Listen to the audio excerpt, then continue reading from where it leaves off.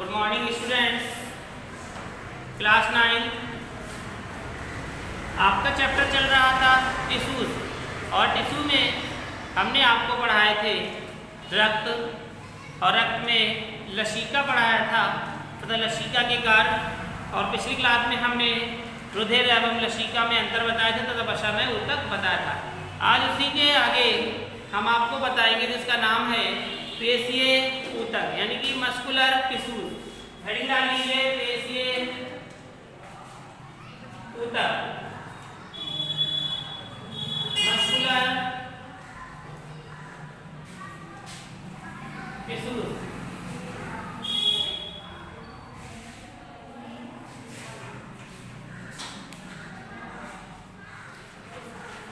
देख लिया था अभी ने मस्कुलर, क्या आप समझ सकते हैं कि मस्कुलर क्या है?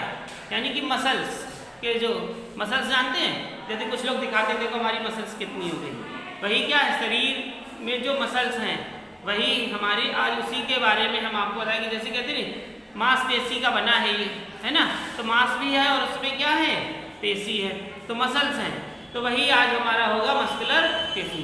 तो लिखेंगे पेशियां विशेष प्रकार के लचीले। तो देखो जैसे हड्डी होती है, क्या हम लोग हड्डी को मूव कर सकते हैं, मोड़ सकते हैं? हड्डी यहाँ पे हमारे क्या है, घुमाव लगा हुआ है, तो हम अपना हाथ यहाँ मोड़ते हैं। अब यहाँ से जो हड्डी गई है वो यहाँ तक पूरी एक है, तो क्या हम यहाँ से हाथ को मोड़ सकते हैं? नहीं। क्यों नहीं मोड़ सकते? क्योंकि यहाँ पर घुमाव नहीं है। लेकिन यहाँ पर जिसे हम ऐसे घुमा सकते हैं, ऐसे तो जो पेशियाँ वो घूम सकती हैं, हाथ ऐसे घूम रहा है, तो पेशियाँ इसमें है वो मुलायम है। तो क्या है, पेशियां विशेष प्रकार के, लिखें पेशियां विशेष प्रकार के लचीले,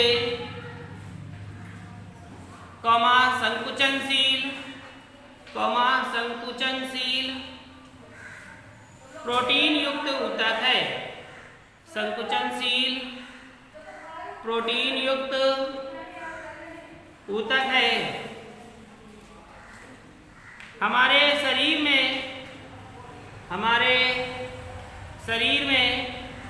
बाह्य त्वचा, हमारे शरीर में बाह्य त्वचा तथा अस्थि कंकाल के बीच का, हमारे शरीर में बाह्य त्वचा तथा अस्थि कंकाल के बीच का अधिकांश भाग, अस्थि कंकाल के बीच का अधिकांश भाग मांसपेशियों से निर्मित है। अधिकांश भाग मांसपेशियों से निर्मित है। पेशीय ऊतक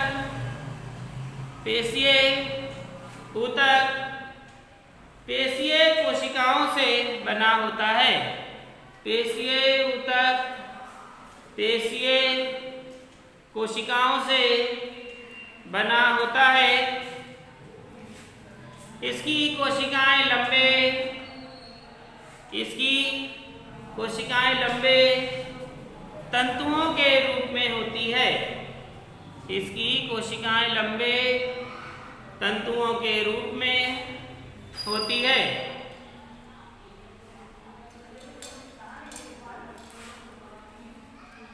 जंतुओं को एक स्थान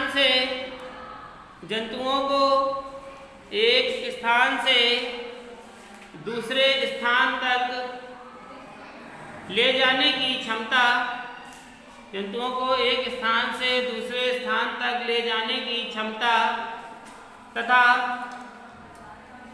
बाह्य एवं आंतरिक अंगों को बाह्य एवं आंतरिक अंगों को हिलाने डुलाने की क्षमता पेशी ऊतक के कारण ही होती है। पेशी ऊतक के कारण ही होती है।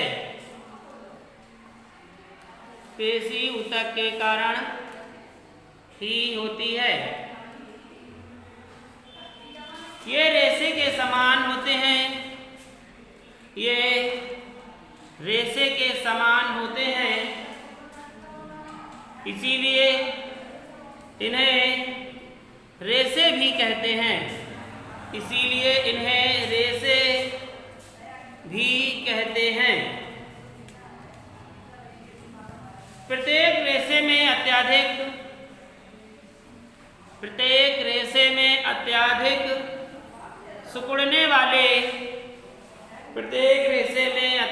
सिकुड़ने वाले सूक्ष्म तंतु होते हैं। अत्यधिक सिकुड़ने वाले सूक्ष्म तंतु होते हैं। ये निम्नलिखित प्रकार के होते हैं। ये निम्नलिखित प्रकार के होते हैं। नंबर 1, रेखित पेशियां। जैसे रेखित पेशियां,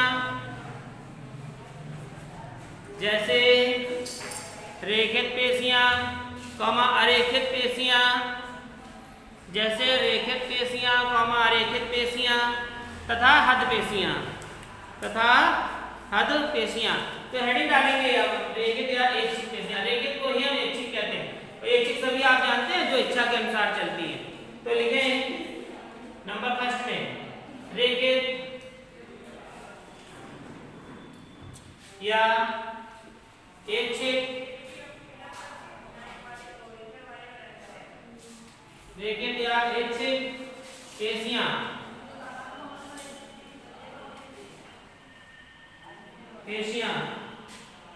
इसे हम कहते हैं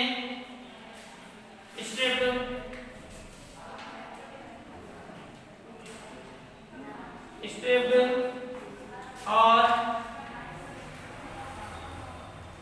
वॉलंटरी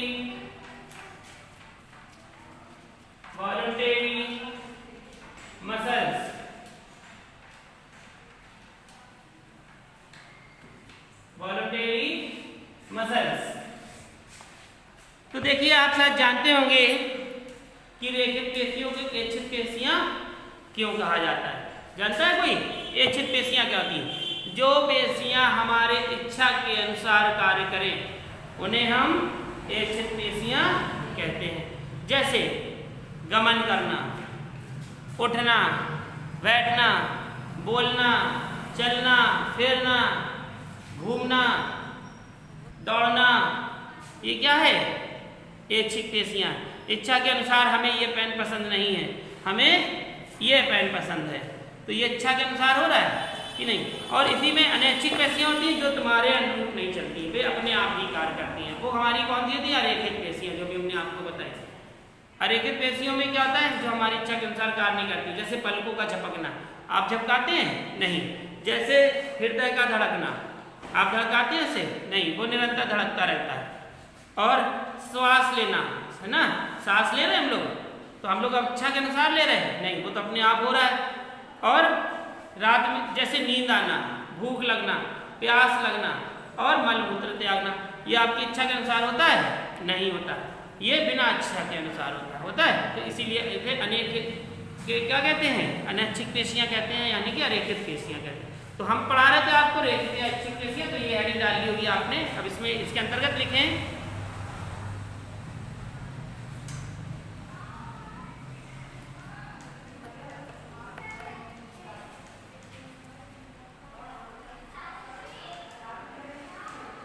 शरीर में अधिकांशतः पेशियां पाई जाती हैं। शरीर में अधिकांशतः पेशियां पाई जाती हैं। कुछ पेशियां इच्छा के अनुसार, कुछ पेशियां इच्छा के अनुसार तथा तंत्रिका तंत्र के नियंत्रण में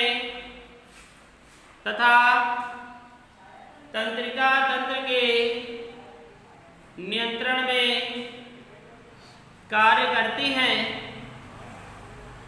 करती हैं। इसीलिए इन्हें ऐच्छिक पेशियां कहते हैं। इसीलिए इन्हें ऐच्छिक पेशियां कहते हैं। अपने दोनों सिरों पर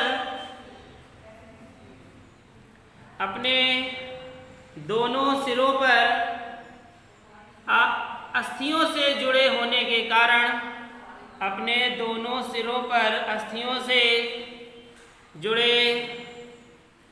के कारण ये कंकालीय पेशियां भी कहलाती हैं।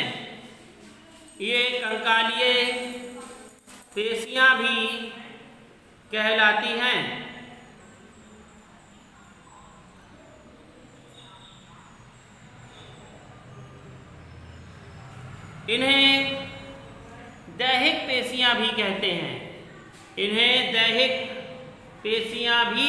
दैहिक पेशियां क्यों कहती हैं? क्योंकि ये देह को गति प्रदान करते हैं, है ना। और ये पेशियां कैसी होती हैं? थक जाती हैं। कुछ पेशियां ऐसी होती हैं जो नहीं थकती, जैसे हमारी हृदय की पेशियां नहीं थकती, सांस लेने की पेशियां नहीं थकती, लेकिन जो पेशी हमारी इच्छा के अनुसार हो रही है थक जाती है। जैसे आप दौड़ें, गमन करें तो ये पेशी थक जाएंगी और फिर इन्हें क्या की आवश्यकता होगी? आराम की आवश्यकता होगी। ठीक है, तो आपने क्या लिखा? ये दैहिक पेशियां भी कहलाती हैं।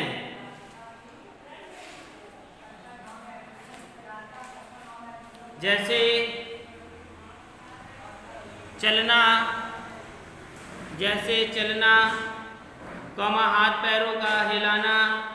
हाथ पैरों को हिलाना,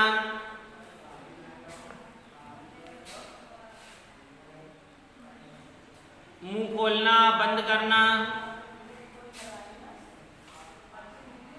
किसी वस्तु को उठाना,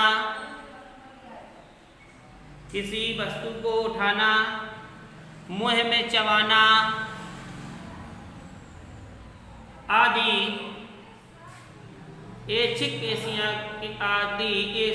पेशियों के उदाहरण हैं। अब देखिए, आपने चलना, बैठना, अपने आप पैर उठते हैं कभी कि तुम बैठो अपने आप अनैच्छिक पेशी हो जाए और पैर उठे और चल ले? होता है ऐसा? कभी हो जाता है। किनके साथ? जो रात में सोते हैं, रात में चलने लगते, तो वो क्या होते हैं? वो सोचते हैं कि हम क्या चल रहे हैं? नींद में नहीं चल रहे हैं, हम जागे हुए में चल रहे हैं। और वो जो इनकी जो नियंत्रण कक्ष होता है, यानी कि वह उस समय उनकी जो मसल्स होती है उनके नियंत्रण में नहीं होता, वो पेशियों के नियंत्रण में जो वाली हैं इनमें नहीं होता, वो अनैच्छिक पेशियों के नियंत्रण में चला जाता है। और रात में कुछ लोग सोते सोते उठ के चल लेते हैं, उन्हें ये नहीं पता होता कि ये नीचे क्या है, क्योंकि सारी इंद्रियां क्या हो रही होती, उस समय विश्राम कर रही होती, और वह आपका शरीर चल रहा है अनैच्छिक पेशियों के कारण, और वो कहीं टकरा जाता है तो आँख खुलती है, अरे हम कहाँ आ गए, या गिर जाता है, कहीं छत से गिर जाते हैं, बहुत से लोगों को सुना होगा आपने। तो ये अनैच्छिक पेशियों के कारण ऐसा हो जाता है।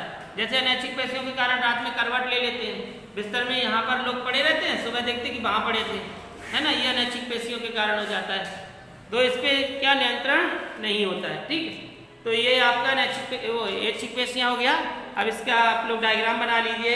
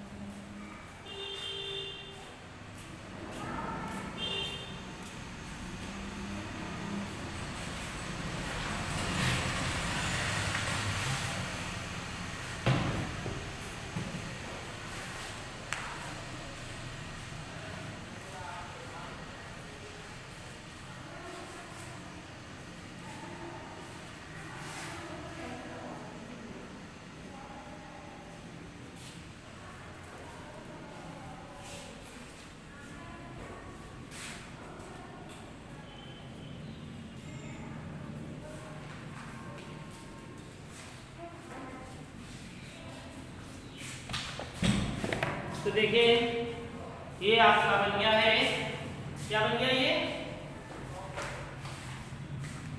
रेखित या इच्छुक पेशियों का डायग्राम जो अनुलंब काट है।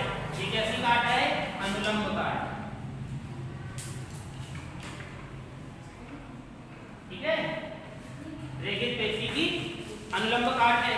इसमें यहाँ पर ये तरीके से ये दिखाई गई है, एक काट को लिया तो इसमें ये देखिए आप केंद्रक से दिखाई दे रहे, तो ये इसके अंदर ये केंद्रक से बनी हुई, ये पहले संरचना दी, संरचना को काटने के बाद उन्होंने इसके अंदर ये चीज देखी, जब ये देखी तो इन्हें गहरी पट्टियां दिखाई दी, यानी ये जो पट्टी की दिखाई दे रही गहरी पट्टियां हैं, उसके बीच में ये दिखाई दे रहे हैं, आप देख रहे हैं यहाँ पे कहीं कहीं पर ये है, ये कहीं पर जो आप दिख रहे हैं इस तरीके से पॉइंट, ये इसका बड़ा भाग यहाँ पर दिख रहा है, यही केंद्रक है। ठीक है, ये जो किनारे का पार्ट लेयर है इसे हम सार्कोलेमा कहते हैं, तथा ये अंदर का जो भाग है इसमें देखिए छोटी उसे सार्कोप्लास्ट कहते हैं। तो ये रेखित पेशियां, इच्छुक पेशियां का अनुलंब भाग है। इस डायग्राम को आप लोग बना लें।